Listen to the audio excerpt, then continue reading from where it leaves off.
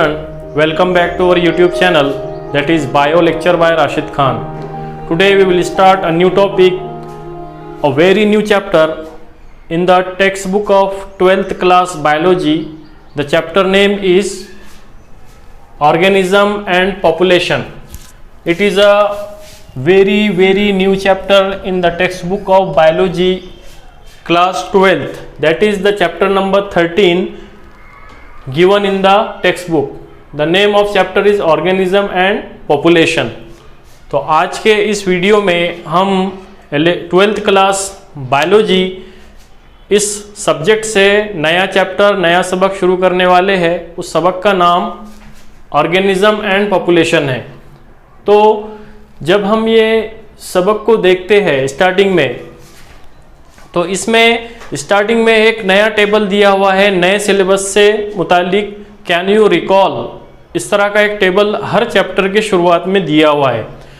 ये टेबल इसलिए दिया हुआ है क्योंकि जो अभी न्यू सिलेबस है उसके अंदर जो तमाम किस्म के टॉपिक्स मेंशन हैं दिए गए हैं, उस टॉपिक का पिछली जमातों से या पिछली क्लास से क्या लिंक है या उसकी मालूमात पिछली जमातों से या पिछली क्लास से किस तरह से लिंक है, तो उसका बेसिक कंसेप्ट आपको पता ऑलरेडी है. पिछली जमातों में, पिछली क्लास में 9th में, 10th में, 11th में आपने ये टॉपिक शॉर्ट में पढ़ लिए हैं. उसे से लिंक्ड अब 12th क्लास में डिटेल डिस्क्रिप्शन इसके ताल्लुक से दिया हुआ है. तो हर चैप्टर के शुरू में नया सिलेबस जो डिज़ाइन किया गया है, उस सिलेबस के हर चैप्टर के स्टार्टिंग में यहाँ दिया हुआ है कैन यू रिकॉल, मतलब आपको पिछली मालूमात को यहाँ पे अप्लाई करना है. जो आपको पिछला नॉलेज है पिछली जमातों का या पिछली क्लास का, उस नॉलेज को जो है तो यहाँ पे अप्लाई करके आपको इसका जवाब देना है. तो कैन यू रिकॉल, इस टेबल में आपको इस तरह से दो क्वेश्चन पूछे गए हैं, दो सवाल बहुत आसान पूछे गए हैं. Can you recall what is an ecosystem. पहला सवाल है व्हाट इज एन इकोसिस्टम. दूसरा सवाल है what are the abiotic and biotic factor of an ecosystem. इस तरह से दो सवालों के जवाब आपको रिकॉल करना है, याद करना है. अगर ये बेसिक कंसेप्ट आपके क्लियर है तो इस सबक से रिलेटेड तमाम इंफॉर्मेशन आपको अच्छी तरह से समझ में आएगी. तो what is an ecosystem. Ecosystem, तो सबसे पहले हम इंट्रोडक्शन देखेंगे कि ऑर्गेनिज्म एंड पॉपुलेशन, इसमें एक्चुअल पढ़ना क्या है. तो एंड पॉपुलेशन, इस सबक में हमको ऑर्गेनिज्म का दूसरे ऑर्गेनिज्म से इंटरेक्शन किस तरह से होगा.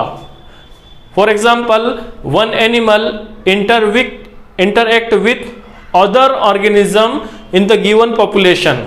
एक बड़ी आबादी है, उस एक बड़ी आबादी में एक ऑर्गेनिज्म है या एक जानदार है, उसका ताल्लुक दूसरे जानदारों से किस तरह होता है, आबादी में मौजूद दूसरे जानदारों से उसका ताल्लुक किस तरह से होता है, वो इस सबक में हमको डिफरेंट वेज के अंदर, डिफरेंट टॉपिक्स के अंदर पढ़ना है. तो इकोसिस्टम जो है इसका बेसिक कंसेप्ट है. इकोसिस्टम हम किसे कहेंगे, तो ecosystem is nothing but the interaction of the organism in the particular geographical area. या पर्टिकुलर आबादी के अंदर जानदारों का जो इंटरेक्शन रहेगा आपस में फॉर सर्वाइवल और फॉर रिप्रोडक्शन और for different needs of an living organism. जो भी ज़रूरियात है ऑर्गेनिज्म की, उसको पूरा करने के लिए जो आपस में जानदारों का इंटरएक्शन रहेगा वो कहलाएगा इकोसिस्टम. और जो सिस्टम तैयार होगा उससे जानदारों से बनने वाला, उस सिस्टम को, उस निज़ाम को कहेंगे हम इकोसिस्टम. इसको हम आगे और डिटेल में देखेंगे. तो ये हो गया what is an ecosystem. What, दूसरा जो क्वेश्चन है what are the abiotic and biotic factor. अब जो इन्वायरमेंट है, जो माहौल है, इस इन्वायरमेंट के अंदर जो जानदार इंटरैक्ट करेंगे, तो आपस में इंटरैक्ट करेंगे, वो जानदारों से भी इंटरैक्ट करेंगे और जो बेजान चीज़ें हैं, नॉन लिविंग थिंग, उससे भी वो इंटरैक्ट करेंगे. तो इसी से मुतालिक ये क्वेश्चन दिया हुआ है कैन यू रिकॉल के अंदर कि माहौल में मौजूद जो हयाती अज्जा है जिसे हम बायोटिक फैक्टर कहते हैं, और दूसरा है गैर हयाती अज्जा जिसे हम अबायोटिक फैक्टर कहते हैं, ये क्या होते हैं. तो जानदार जो आपस में इंटरेक्ट करेंगे आपस में जानदारों से, तो वो तमाम बायोटिक फैक्टर कहलाएंगे। ऐसे अज्जा जिनके अंदर जान मौजूद रहेगी या जो तमाम लिविंग ऑर्गेनिज्म रहेंगे उनको हम बायोटिक फैक्टर कहेंगे। For example, the organism interact with other organism or plant or any type of organism। अगर कोई जानदार किसी दूसरे जानदार के साथ इंटरेक्ट करता है फॉर देयर नीड्स, उसकी ज़रूरियात को पूरा करने के लिए, तो ये हो गया बायोटिक फैक्टर से रिलेटेड इंटरेक्शन। ठीक उसी तरह अबायोटिक फैक्टर यानी गैर हयाती अज्जा, माहौल में मौजूद ऐसे गैर हयाती अज्जा जो जानदारों को जिंदा रहने के लिए भी ज़रूरी होते हैं, उनको हम गैर हयाती अज्जा या अबायोटिक फैक्टर कहते हैं। For example, oxygen needs for every organism for survival. Respiration के लिए ऑर्गेनिज्म को ऑक्सीजन की ज़रूरत होती है, तो ऑक्सीजन ये हो गया abiotic factor. Air, light, sunlight for photosynthesis of A plant. Plant के लिए जो फोटोसिंथेसिस का अमल है ये लाइट के ज़रिए से होता है, तो लाइट ये भी एक अबायोटिक फैक्टर है जो ज़रूरी नीड्स है, जो ज़रूरत है ऑर्गेनिज्म की। तो ये तमाम जो फैक्टर रहेंगे for survival of an organism, उसको हम माहौल के अंदर दो फैक्टर या दो अज्जा के अंदर हमने डिवाइड किए, एक है बायोटिक फैक्टर, दूसरा है अबायोटिक फैक्टर। तो इस तरह से ये कैन यू रिकॉल के अंदर ये दो क्वेश्चन के आंसर आपको अभी मिल चुके। अब जो इंट्रोडक्शन है इसका ऑर्गेनिज्म एंड पॉपुलेशन का, इस इंट्रोडक्शन के अंदर आपको जो टर्म्स इस्तेमाल होंगी ज्यादातर, तो उसमें ऑर्गेनिज्म आपको पता होना चाहिए किसे कहेंगे। ऑर्गेनिज्म हम तमाम किस्म के जानदार जो माहौल के अंदर एग्जिस्ट करते हैं या माहौल के अंदर पाए जाते हैं, चाहे वो प्लांट हो, चाहे वो एनिमल हो, हायर एनिमल हो, लोअर एनिमल हो, ये तमाम किस्म के जो जानदार है ये तमाम ऑर्गेनिज्म के अंदर आ जाएंगे। अब ऑर्गेनिज्म के अंदर हमने इसके पहले के वीडियो में वो तमाम प्रॉपर्टीज देखे थे जो जानदार को और नॉन लिविंग को, गैर जानदार को एक दूसरे से अलहदा करते थे। उस प्रॉपर्टीज के मुताबिक हमने ऑर्गेनिज्म को डिवाइड किए थे living thing and non living thing. इसमें जो दो चार पॉइंट है जैसे रेस्पिरेशन, रिप्रोडक्शन, ग्रोथ, ये तमाम जो प्रॉपर्टीज है ये अगर जिनके अंदर पाई जाएगी वो तमाम ऑर्गेनिज्म या फिर लिविंग ऑर्गेनिज्म कहलाएंगे, और ये प्रॉपर्टी जिनके अंदर नहीं पाई जाएंगी, ग्रोथ, रेस्पिरेशन, सर्कुलेशन, रिप्रोडक्शन, ये तमाम प्रॉपर्टीज जिनके अंदर नहीं पाई जाएगी वो तमाम नॉन लिविंग थिंग कहलाएंगे। तो organism is a same kind of ecological unit. ये इकोलॉजी का या फिर इकोसिस्टम का बहुत इंपॉर्टेंट यूनिट है ऑर्गेनिज्म, कोई भी जानदार, इसके बगैर इकोसिस्टम नहीं बनता। Ecosystem does not exist without an organism. So organism is nothing but the very important unit of ecosystem. Inhabiting geographical area constitute population. अब ये तमाम किस्म के जानदार ऑर्गेनिज्म मिलकर एक यूनिटी बनाएंगे, एक इज्तिमा या मजमा बनाएंगे, उस यूनिटी को हम बोलेंगे पॉपुलेशन। मतलब यहाँ पे जो पॉपुलेशन टर्म्स है इस चैप्टर के अंदर, जो चैप्टर है हमारा ऑर्गेनिज्म एंड पॉपुलेशन, ये दोनों भी इंटरएक्ट है एक दूसरे के साथ में। मतलब जो ऑर्गेनिज्म है ये इकोसिस्टम का ये इंपॉर्टेंट हिस्सा है, बहुत अहम जुज है। ऑर्गेनिज्म एक से ज़ायद तमाम ऑर्गेनिज्म मिलकर ये जो है तो बनाएंगे पॉपुलेशन को। Population is nothing but the same kind of ecological unit inhabiting geographical area constitute the population. Population को ये तैयार करेंगे। ठीक इसी तरह है दूसरी terms communities. What is communities? Communities is nothing but the several population of different species. मतलब यहाँ पे एक से ज्यादा आबादी जानदारों का ऐसा ग्रोह, अलग अलग जानदार इन्वायरमेंट में हमको पता है पाए जाते हैं, माहौल में मुख्तलिफ किस्म के जानदार पाए जाते हैं, उन जानदारों की अलग अलग पॉपुलेशन यहाँ पे पाई जाएगी। मिसाल के तौर पर इंसान है, इंसान की जो है तो अलग पॉपुलेशन रहेगी, इसी तरह जो दूसरे दीगर जानदार है उन जानदारों की अलग स्पेसीज और अलग पॉपुलेशन रहेगी। तो यहाँ पर कम्युनिटीज जो तैयार होगी, several population of different species, ये इंपॉर्टेंट है यहाँ पे, अलग अलग आबादी, अलग अलग अनुवा की, है ना, अलग अलग स्पेसीज की, इन पर्टिकुलर एरिया, मखसूस हिस्से के अंदर, interact with one another in several ways. यहां पर जो several population of different species है, लेकिन वो पर्टिकुलर एरिया के अंदर है, इंटरएक्ट रहेंगे डिफरेंट वेज के अंदर विथ वन अनदर, एक दूसरे से इंटरएक्ट करेंगे अलग अलग तरीकों से, अलग अलग जगह पे, तो उसको हम बोलेंगे हम कम्युनिटीज। तो कम्युनिटीज भी इकोसिस्टम का ये बहुत इंपॉर्टेंट हिस्सा है। उसके बाद है बायोम। बायोम ये एक इस्तिलाह है जिसके अंदर तमाम किस्म के जो टेरेस्ट्रियल रीजन है, टेरेस्ट्रियल जोन है, ये तैयार किए गए हैं। Large regional terrestrial unit determined by specific climatic zone having major vegetation.